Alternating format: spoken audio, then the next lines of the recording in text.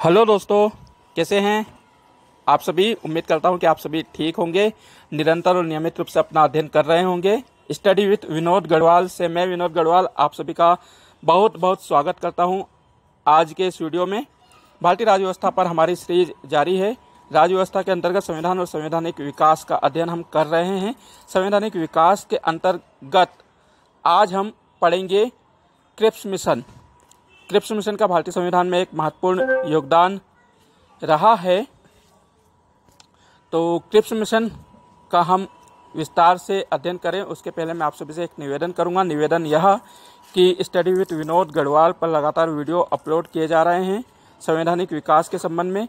संवैधानिक विकास की यात्रा हमने सन 1600 से स्टार्ट की थी आधुनिक भारतीय इतिहास से, और 1935 तक का अभी तक हम अध्ययन कर चुके हैं। 1600 से लेकर 1935 की समय अवधि में जो महत्वपूर्ण अधिनियम आए उन सभी को मैंने विस्तार से आपको समझाया है, पढ़ाया है, और उम्मीद करता हूं कि आपने याद भी करा होगा।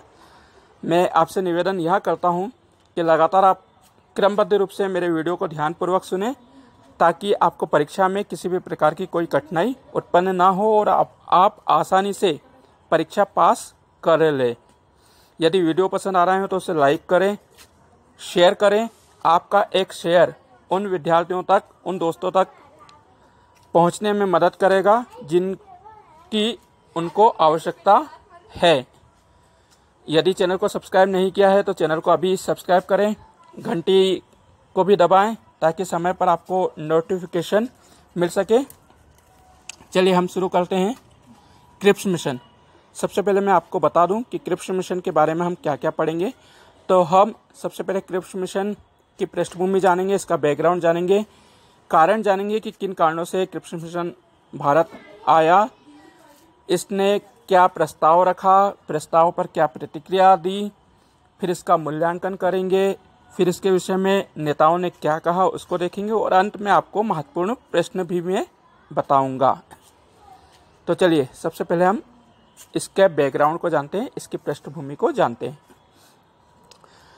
सन 1939 से 1945 तक द्वितीय विश्व युद्ध हुआ।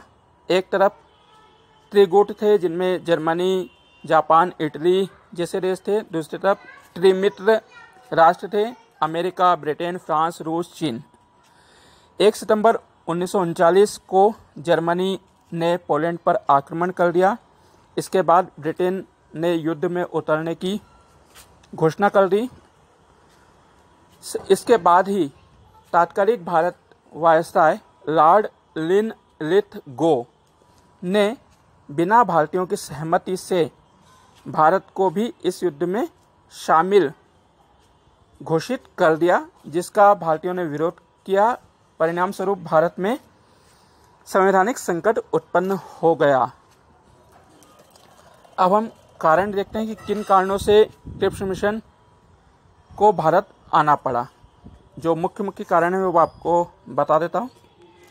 नंबर 1, द्वितीय विश्व युद्ध में ब्रिटेन की स्थिति। प्रारंभिक समय में ब्रिटेन की द्वितीय विश्व युद्ध में स्थिति काफ़ी खराब थी। लगातार जापान ब्रिटिश कॉलोनियों को अपने कब्जे में करता जा रहा था। वह सिंगापुर से होकर बर्मा तक आ गया था। बर्मा आपको याद ही होगा, पिछले अधिनियम 1935 में ही इसे भारत से अलग किया है। तो बर्मा तक जब जापान आ गया तो यह भय उत्पन्न होने लगा कि अब भारत भी कहीं ब्रिटेन के हाथ से नहीं चला जाए, क्योंकि इन देशों में भी ब्रिटिश सेनाओं का स्थानीय लोगों ने समर्थन नहीं किया था और परिणाम स्वरूप जापान उनको जीत चुका था। भारत भी इसका विरोध कर रहे थे। इस विरोध को देखते हुए ब्रिटेन ने निर्णय किया कि संवैधानिक संकट उत्पन्न हुआ है उसे हल करने के लिए क्रिप्स मिशन को भेजा जाए। नंबर 2, ब्रिटेन पर अंतर्राष्ट्रीय दबाव। सन 1940-41 में जो त्रिमित्र राष्ट्र थे, अमेरिका, फ्रांस, रूस, चीन, ब्रिटेन पर दबाव बना रहे थे। विशेष करके अमेरिका ने यह दबाव बनाया कि भारत में जो भी संवैधानिक संकट उत्पन्न हुआ है उसको आप सुलझा लो।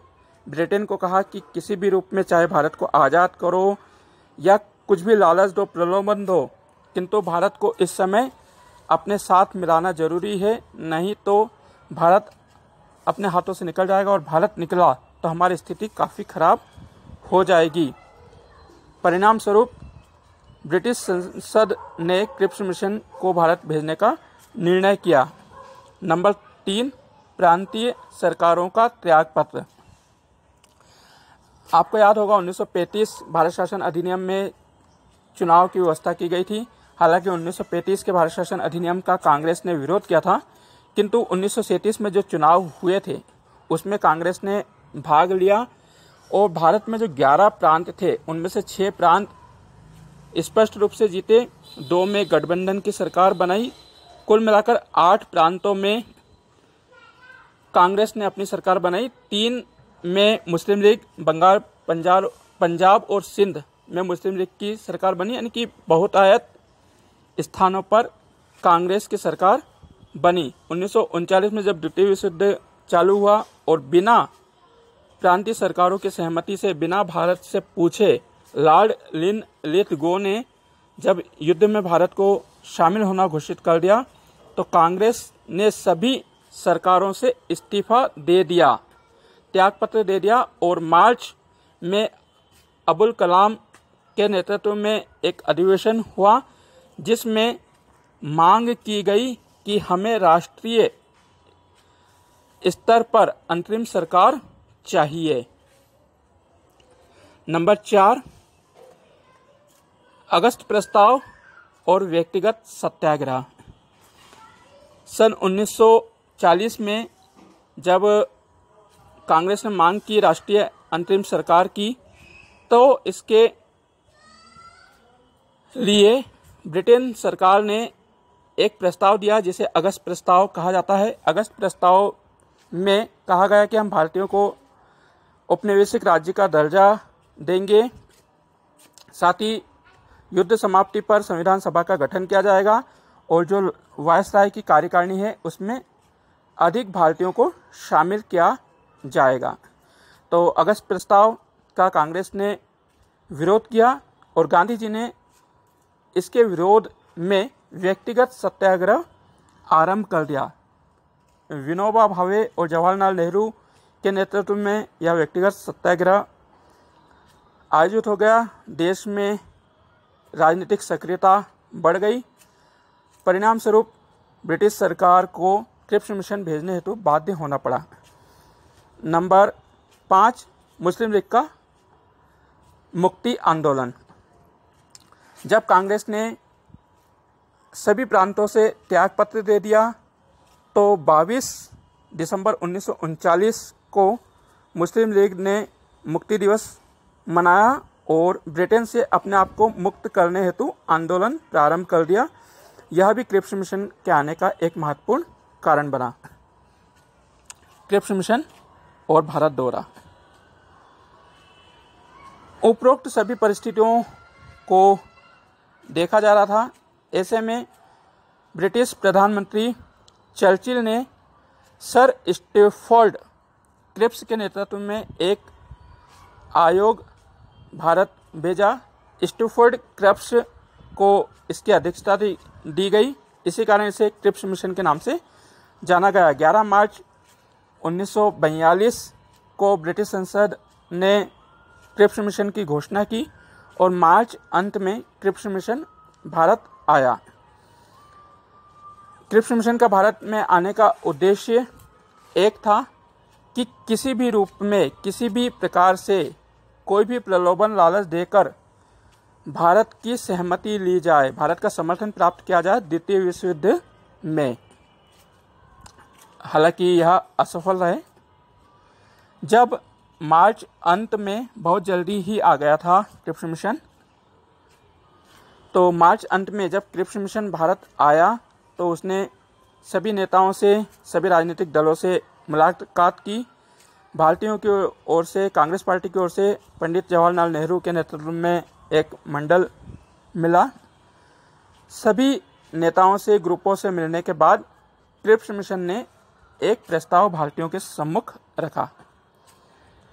अब क्या क्या प्रस्ताव में था, प्रस्ताव की क्या मुख्य बातें थी, वो आप नोट करिए। नंबर 1, औपनिवेशिक राज्य का दर्जा। क्रिप्स मिशन ने अपने प्रस्ताव में भारत को औपनिवेशिक राज्य डोमिनियन स्टेटस देने की बात कही। साथ ही यह भी कहा, क्योंकि अगस्त प्रस्ताव में भी यही बात कही थी और अगस्त प्रस्ताव कांग्रेस ने ठुकरा दिया था, तो डोमिनियन स्टेटस देने के साथ साथ, औपनिवेशिक राज्य देने के साथ साथ यह भी अधिकार दिया गया कि आप राष्ट्रमंडल या अन्य अंतर्राष्ट्रीय संगठनों के साथ जुड़ने या हटने की आपको स्वतंत्रता होगी। आप इनमें शामिल हो या ना हो, इसकी आज़ादी आपकी रहेगी, किंतु शासन जो है पूरी तरह से आप चलाएंगे और सर्वोच्चता जो है वो ब्रिटिश क्राउन की बनी रहेगी।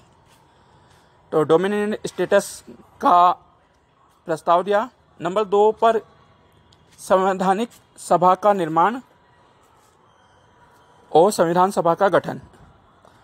क्रिप्स मिशन ने अपने दूसरे प्रस्ताव में कहा कि युद्ध समाप्ति पर भारत में एक संविधान निर्माण किया जाएगा, जिसके लिए संविधान सभा का गठन किया जाएगा और इस संविधान सभा में सभी प्रांतों से चुनकर सदस्य आएंगे।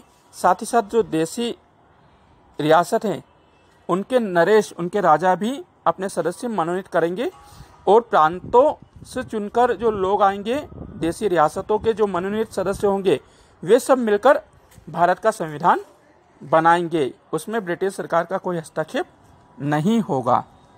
आप अपने हिसाब से अपना संविधान बना सकते हैं।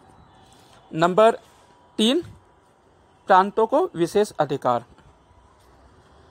क्रिप्स मिशन ने अपने प्रस्ताव में उल्लेख किया कि जो संविधान सभा गठित की जाएगी उसमें प्रांतों से चुनकर लोग आएंगे, लेकिन यदि संविधान से कोई भी प्रांत सहमत नहीं होता है तो वो पृथक से अपना संविधान बना सकता है। देसी राजा भी यदि संविधान से सहमत नहीं है तो वो अपने लिए अलग संविधान बना सकते हैं। आप देखिए कि ना जाने कितने संविधान बनाने के लिए आतुर थे। नंबर 4, जो चौथा प्रस्ताव था उसमें यह कहा गया कि रक्षा संबंधी जितने भी निर्णय होंगे वो ब्रिटेन सरकार ही करेगी। सुरक्षा के समस्त जिम्मेदारी ब्रिटेन सरकार की रहेगी। नंबर 5, धार्मिक एवं अल्पसंख्यक मामलों में किसी भी प्रकार की बाधा उत्पन्न नहीं की जाएगी। तो ये महत्वपूर्ण कुछ प्रस्ताव क्रिप्स ने दिए। अब हम देखते हैं इसकी प्रतिक्रिया। क्रिप्स मिशन की प्रतिक्रिया इस प्रकार रही। कांग्रेस ने इसे पूरी तरह से असफल बताया, क्योंकि कांग्रेस ने कहा कि औपनिवेशिक राज्य का जो दर्जा आप दे रहे हैं वो 1928 में हमने मांगा था। उसके बाद लाहौर अधिवेशन में हमने पूर्ण स्वराज की बात कही है। पूर्ण स्वराज देते हो तो बात करें, अन्यथा आप वापस जाओ। साथ ही साथ जो प्रांतों को अधिकार दिए जा रहे थे पृथक संविधान का, इससे भी कांग्रेस नाखुश थी। मुस्लिम लीग की प्रतिक्रिया।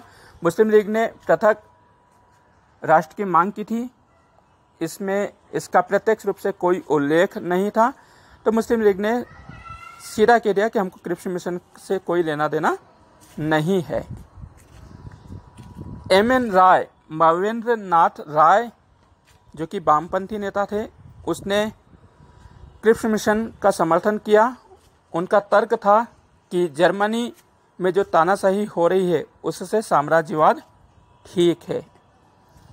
तो यह प्रतिक्रिया ही, जबकि ब्रिटेन ने कहा कि हम अधिकार आपको पूरे दे रहे हैं मगर सुरक्षा का जिम्मा हमारा ही रहेगा। तो इस प्रकार की प्रतिक्रिया रही। अब हम देखते हैं क्रिप्स मिशन का प्रभाव। क्रिप्स मिशन का प्रभाव यह हुआ कि पहली बार भारत में संविधान निर्माण की बात कही गई। संविधान निर्माण की भूमिका के लिए एक मार्ग प्रशस्त किया गया। भारत को अधिकार देने की बात कही गई। भारत में संविधान सभा बनाने की बात कही गई। और साथ ही साथ ब्रिटेन ने अमेरिका को खुश भी कर दिया। अमेरिका को ये लगा कि ब्रिटेन ने हमारी बात मानकर भारत में एक दल भेजा है।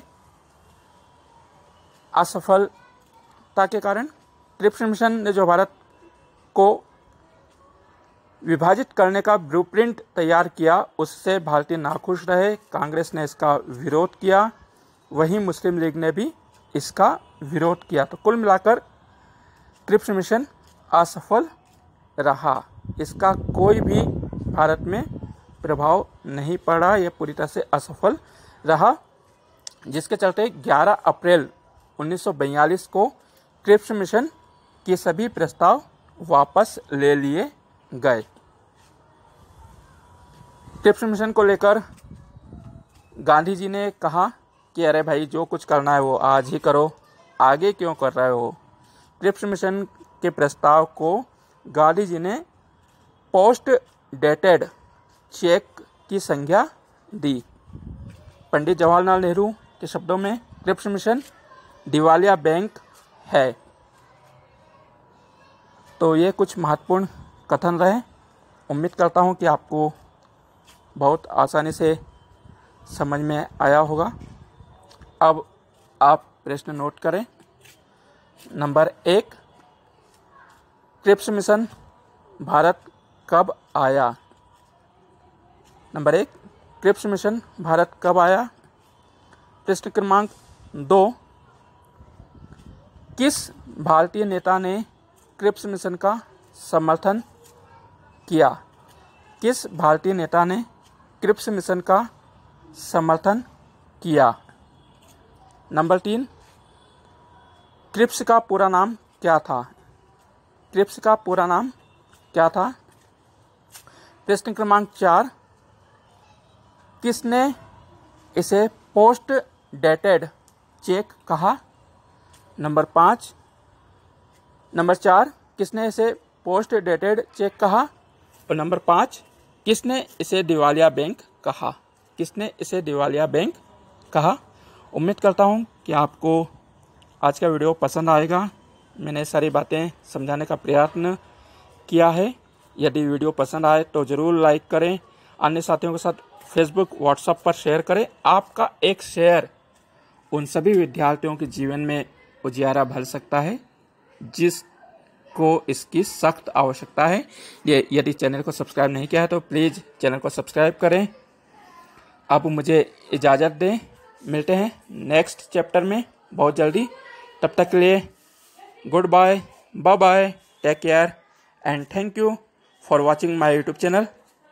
जय हिंद, जय भारत।